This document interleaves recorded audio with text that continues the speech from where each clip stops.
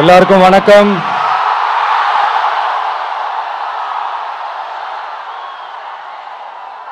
எல்லாரும் எப்படி இருக்கீங்க?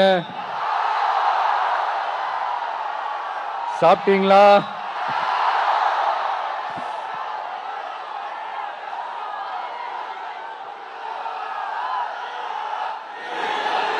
அண்ணா அவர்களுக்கு ஒரு வணக்கம், பெரியார் அவர்களுக்கு ஒரு வணக்கம். இப்ப நான் எந்த மண்ணில் நின்றுட்டு இருக்கிறேன் தெரியுமா? ஆண்டவர் அன்போட நெல்லுக்கடை மாரியம்மன் அன்னை வேளாங்கண்ணி ஆசியோட கடல் தாய் மடியில் இருக்கிற என் மனசுக்கு ரொம்ப நெருக்கமான நாகப்பட்டினம் மண்ணில் இருந்து நின்று பேசிட்டு இருக்கிறேன். என் நெஞ்சில் குடியிருக்கும்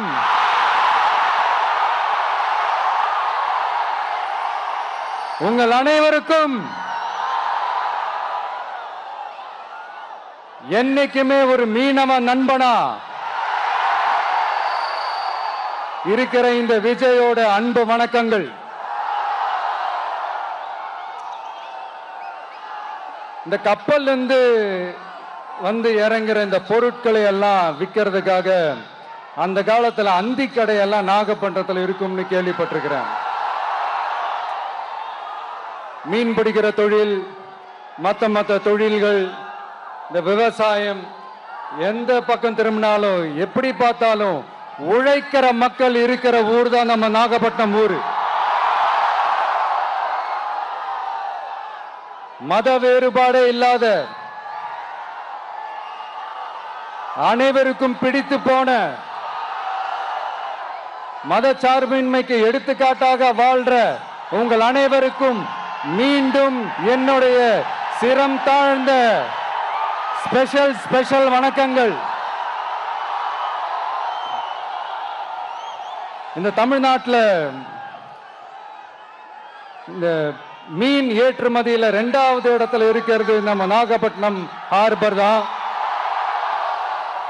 ஆனா அங்க நவீன வசதிகளோட இந்த மீன் பதப்படுத்துற இந்த மாடர்ன் தொழிற்சாலைகள்லாம் இல்லை.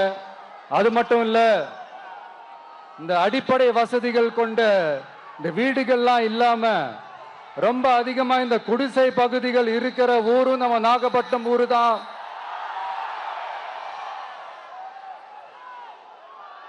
இந்த முன்னேற்றத்திற்கெல்லாம் எங்கள் ஆட்சிதான் சாட்சி. அப்படி இப்படின்ட்டு இந்த அடுக்குமொழியில பேசி பேசி அது நம்ம கேட்டு கேட்டு காதுல இருந்து ரத்தம் வந்ததான் மிச்சம். இவங்க ஆண்டது பத்தாதா? இப்படி தவிக்கிறாங்களே நம்ம மக்கள், அது பத்தாதா?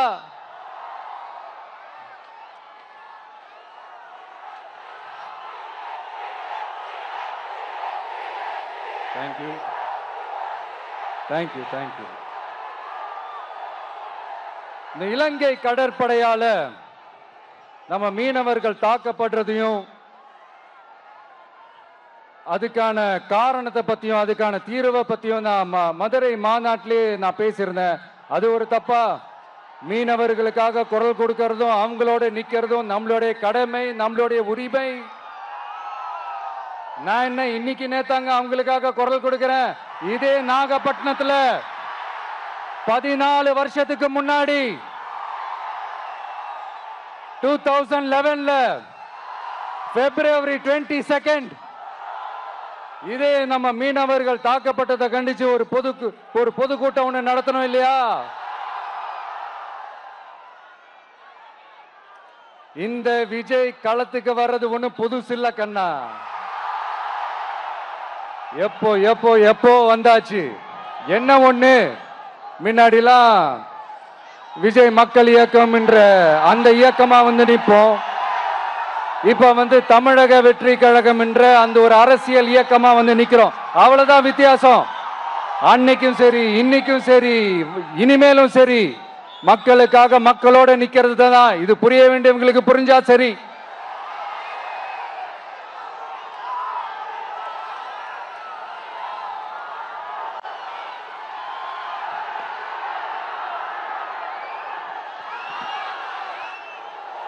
மீனவர்களுக்காக குரல் கொடுக்கிற இதே சமயத்துல நம்ம தொப்புள் கொடி உறவுகளான ஈழத் தமிழர்கள், அவங்க இலங்கையில் இருந்தாலும் உலகத்துல எந்த மூலையில இருந்தாலும் தாய்ப்பாசம் காட்டின தலைவனை இழந்து தவிக்கிற அவங்களுக்காகவும் குரல் கொடுக்கிறது, அவங்களுக்காகவும் நிக்கிறது நம்மளோட கடமை இல்லையா? மீனவர்களோட உயிர் எந்த அளவுக்கு முக்கியமோ அந்த அளவுக்கு ஈழத் தமிழர்களோட அவங்களுடைய கனவுகளும் அவங்களுடைய வாழ்க்கையும் நமக்கு ரொம்ப ரொம்ப முக்கியம். நம்ம மீனவர்கள் படுற இந்த கஷ்டத்தை எல்லாம் பார்த்து ஒரு பெருசா ஒரு கடிதம் ஒண்ணு எழுதிட்டு அதுக்கப்புறம் கப்சிப்னு சைலண்டா போறதுக்கு நாம ஒண்ணு இந்த கபட நாடக திமுக அரசும் கிடையாது. மத்த மீனவர்கள்னா இந்திய மீனவர்கள், நம்ம மீனவர்கள்னா தமிழக மீனவர்கள், இப்படி பிரிச்சு பார்த்து பேசுறதுக்கு நாம ஒண்ணு பாசிச பாஜக அரசும் கிடையாது. நிரந்தரமான தீர்வு, நிரந்தரமான ஒரு இந்த ப்ராப்ளத்தை சால்வ் பண்றதுதான் நம்மளுடைய ஒரு முக்கியமான ஒரு அஜெண்டாவே. சரி, இப்ப நம்ம நாகப்பட்டினம் ஏரியாவுக்கு வருவோம்.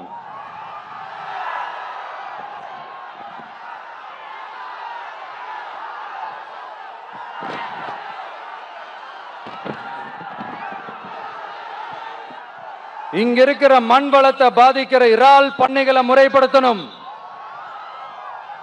அப்பதான் மீனவர்களோட வாழ்வாதாரமும் விவசாயிகளோட வாழ்க்கையும் பாதிக்காம இருக்கும். கடலோர கிராமங்கள்ல மீன் அரிப்புல இருந்து பாதுகாக்கிற அலையாத்தி காடுகளை அழிக்கிறத பத்தி தடுத்து நிறுத்தி அதுக்கு ஒரு வழி பண்ண வேண்டிய அரசாங்கத்துக்கு இதை விட ஒரு முக்கியமான ஒரு வேலை ஒண்ணு இருக்கு. அது என்ன தெரியுமா? சொந்த குடும்பத்தோட வளர்ச்சியும் சொந்த குடும்பத்தோட சுயநலமும் தான் அந்த முக்கியமான வேலை. இங்க இருக்கிற மக்களுக்கு குடிக்க தண்ணி இல்லாம தவிக்கிறாங்க. அதுக்கு தீர்வா காவிரி தண்ணியை கொண்டு வரலாம், மக்களோட தாகத்தை தீர்க்க. கொண்டு வந்தாங்களா? இவ்வளவு பாரம்பரிய கடல் சார்ந்த ஊர்ல ஒரு கவர்மெண்ட் மெரைன் காலேஜ் ஒண்ணு கொண்டு வரலாம். கொண்டு வந்தாங்களா? மீன் சம்பந்தமான எந்த தொழிற்சாலையும் அமைக்கல. அமைச்சாங்களா? அட்லீஸ்ட் நிறைய பேருக்கு வேலை வாய்ப்பு கிடைக்கிற மாதிரி தொழில் வளர்த்தியாவது பெருக்கலாம், அதையாவது செஞ்சாங்களா? ஆனா ஒவ்வொரு டைமும் வெளிநாட்டுக்கு டூர் போயிட்டு வர்றப்பெல்லாம் அத்தனை கோடி முதலீடு, இத்தனை கோடி முதலீடுன்னு சிஎம் அவர்கள் சிரிச்சுக்கிட்டே சொல்லுவாரு. சிஎம் சார், மனசை தொட்டு சொல்லுங்க, வெளிநாட்டு முதலீடா இல்ல வெளிநாட்டுல முதலீடா? ஒட்டுமொத்த தமிழ்நாட்டுக்கும் முதலீடா இல்ல உங்க குடும்பத்தோட முதலீடு வெளிநாட்டுக்கு போகுதா? வேளாங்கண்ணி, நாகூர், கோடியக்கரைன்னு இங்க இருக்கிற டூரிஸ்ட் பிளேஸ் எல்லாம் கொஞ்சம் நல்லா டெவலப் பண்ணலாம். பண்ண என்ன குறைஞ்சா போயிடுவீங்க? வேதாரண்யம் பகுதியில் உப்பு ஏற்றுமதி செய்யறதுக்கு வசதியை செஞ்சு கொடுக்கலாம். செஞ்சாங்களா? நாகூர் ஆண்டவர் அரசு மருத்துவமனையில பிரசவம் பார்க்கிற டாக்டரே இல்லையா? நாகப்பட்டினம் புது பஸ் ஸ்டாண்டையாவது சுத்தமா சுகாதாரமா வச்சுக்கிறாங்களா? நாகப்பட்டினம் ரயில்வே ஸ்டேஷன் வேலைகளை சீக்கிரமா முடிச்சு வைக்கலாம், அதையாவது செஞ்சாங்களா?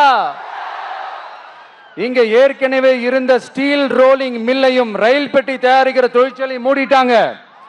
அத மறுபடியும் திறந்தா நிறைய பேருக்கு வேலை வாய்ப்புகள் கிடைக்கும். ஏன் அதை பத்தி யோசிக்கல?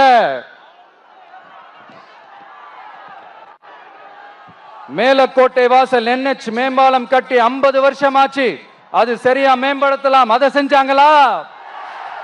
Thanjavur to Nagapattinam NH road வேலை பல வருஷமா நடக்குது, இன்னும் முடிச்ச பாடே காணும், அதை வேகப்படுத்தி முடிச்சிருக்கலாம், அதையாவது செஞ்சாங்களா? ரொம்ப முக்கியமா நெல்லு மூட்டையெல்லாம் மழை காலத்துல வெள்ளத்துல நனைஞ்சு நம்ம விவசாயிங்க எவ்வளவு வேதனைப்படுறாங்க. அதுக்கு சரியான ஒரு குடவுன் கட்டி தரலாம், அதையாவது கட்டி தந்தாங்களா?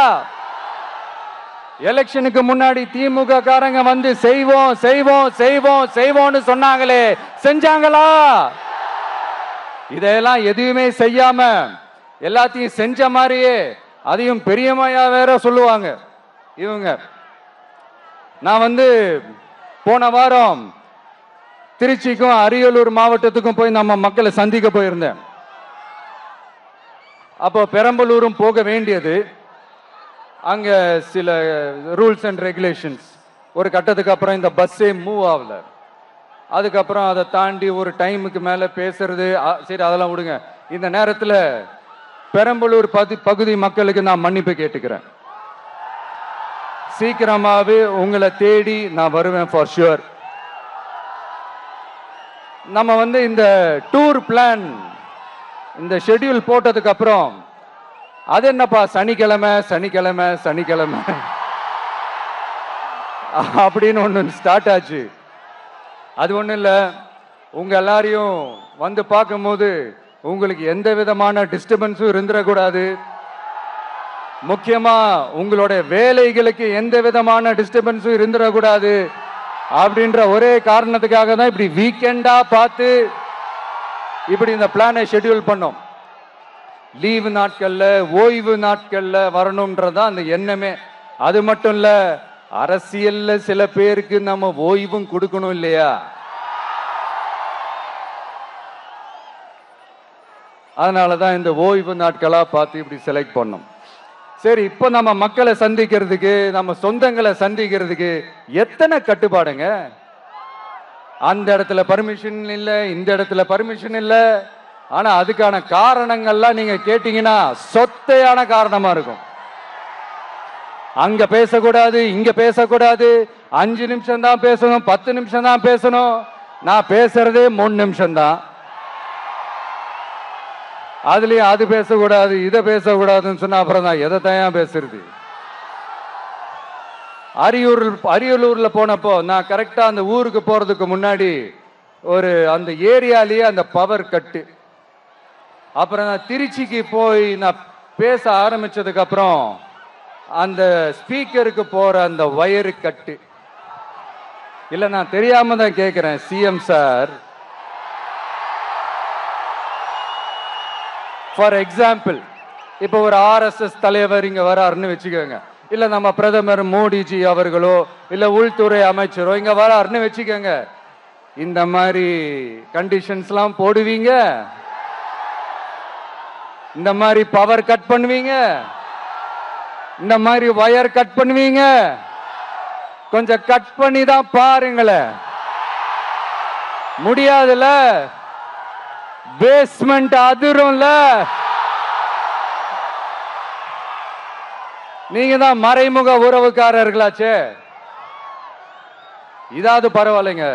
இதை தாண்டி ஒரு ரூல் ஒண்ணு போட்டாங்க, பஸ்ஸுக்குள்ளேயே இருக்கணுமா, பஸ்ஸை விட்டு வெளியில வரக்கூடாதான், கையை இவ்வளவுதான் தூக்கணுமா, இப்படியே வரணுமா, மக்களை பார்த்து சிரிக்காத, மக்களை பார்த்து கையசைக்காத, இப்படியெல்லாம். ஐயோ ஐயோ, நானும் என்னவோ ஏதோ நினைச்சேங்க. செம்ம காமெடியா இருக்குங்க.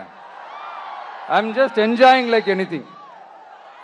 நேரடியாவே கேட்கிறேன், சிஎம் சார் மிரட்டி பாக்குறீங்களா? அதுக்கு இந்த விஜய் ஆள் இல்ல சார், அதுக்கு நாம ஆள் இல்ல சார். என்ன செஞ்சிருவீங்க? மேக்சிமம் கொள்கைய சும்மா பேருக்கு மட்டும் வச்சுக்கிட்டு குடும்பத்தை வச்சு கொள்ளையடிக்கிற உங்களுக்கே இவ்வளவு இருந்தா, சொந்தமா உழைச்சி சம்பாதிச்ச எனக்கு எவ்வளவு இருக்கும்?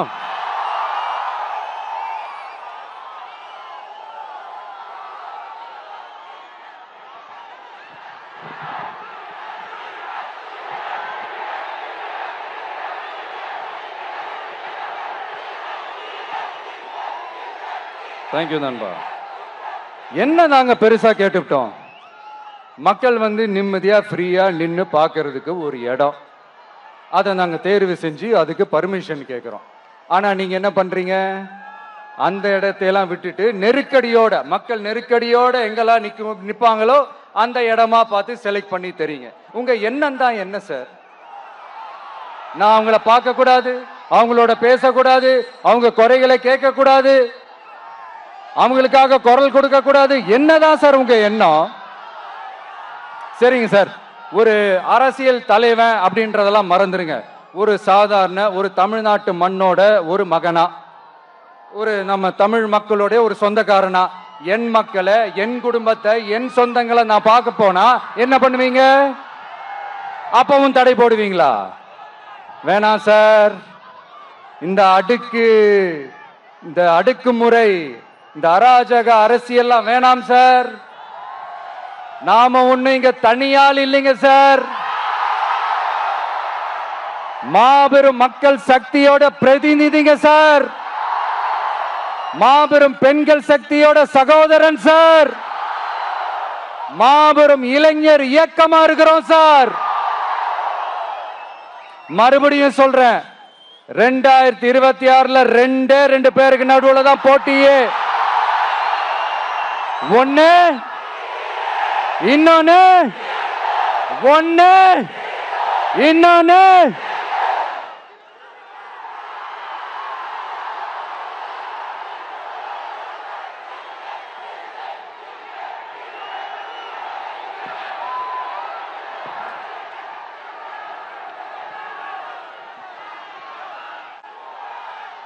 இந்த பூச்சாண்டி வேலையெல்லாம் காட்டுறதை விட்டுட்டு தில்லா கெத்தா நேர்மையா எலெக்ஷனை சந்திக்க வாங்க சார். பார்த்துடலாம் சார்.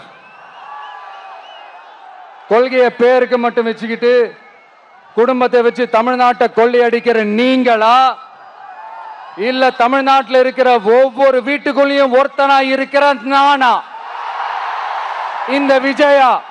பார்த்துடலாம் சார். இனிமேலும் இந்த தடைகள்லாம் போட்டீங்கன்னா நான் நேரடியா மக்கள்கிட்டயே பர்மிஷன் கேட்டுருவேன். மக்களே நீங்க சொல்லுங்க, நான் உங்களை பார்க்க வரக்கூடாதா? நான் உங்களோட பேசக்கூடாதா? உங்க குறைகளை நான் கேட்க கூடாதா? உங்களுக்காக நான் குரல் கொடுக்க கூடாதா? இப்படி நமக்கு தடையா போடுறாங்களே, இந்த திமுக அரசு மறுபடியும் ஆட்சிக்கு வரணுமா?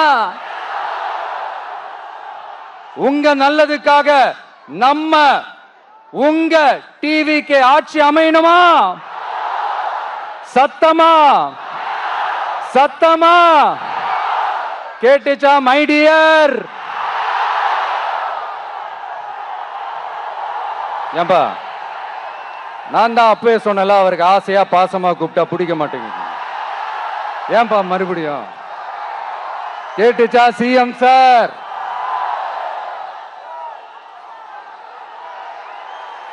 இந்த போர் முழக்கம் உங்களை ஒரு நிமிஷம் கூட தூங்க விடாது, துரத்திக்கிட்டே வரும். கான்பிடண்டா இருங்க, நல்லதே நடக்கும், வெற்றி நிச்சயம்.